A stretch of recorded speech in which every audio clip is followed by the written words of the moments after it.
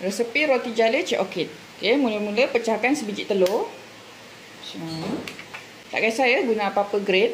Tujuan kita masukkan telur ni supaya bila kita punya roti jala sejuk, dia takkan keras, dia tetap lembut. 1 sudu kecil garam, 2 sudu makan gula, sedikit minyak masak. Okey, minyak masak ni agak-agak je ya.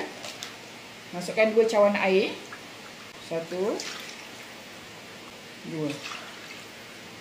Masukkan sedikit pewarna kuning. Kalau tak ada pewarna kuning, boleh gunakan serbuk kunyit ya. Okay, kemudian gaul sebatikan. Okay, dah sebati, boleh masukkan 2 cawan tepung gandum ya. Tak kisah, guna apa-apa je nama tepung gandum. Okay, 1 2 cawan tepung gandum. Okay, gaul-gaul sebatikan. Okay, gaul sampai jadi macam ni. Okay, nampak tak dia masih berbintil-bintil lagi. So, Cik Orchid akan kisarkan ya. Tips dia kat sini.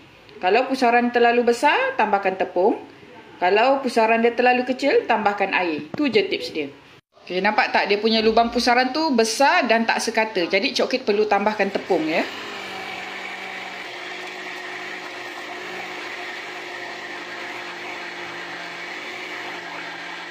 Okay, pastikan dia sebesar jari kelingking dan cantik sekata.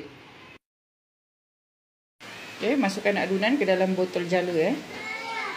Untuk kali pertama boleh tuangkan sedikit minyak sedikit saja. Untuk kali pertama je. Lepas tu dah tak perlu letak minyak lagi dah. Cik Orchid menggunakan botol menjala 5 lubang halus.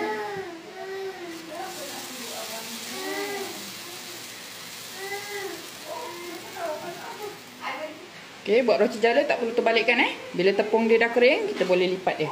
Okay, lipat separuh macam ni. Lepas tu mudah kita nak angkat. Panas-panas ni kita letak macam ni dengan spatula kat bawah supaya roti jala ni tak melekat dekat pinggan. Okey, sementara tu kita masukkan next bancuhan dekat kuali Okay, kemudian sementara kita tunggu kita punya roti jala masak dekat kuali tu, kita boleh lipat dia. Dah, kita lipat macam ni. Dah jadi. Okey. Alhamdulillah, inilah hasil roti jala Cik Orchid. Untuk 2 cawan tepung akan dapat lebih kurang dalam 20 ke 21 pieces roti jala ya.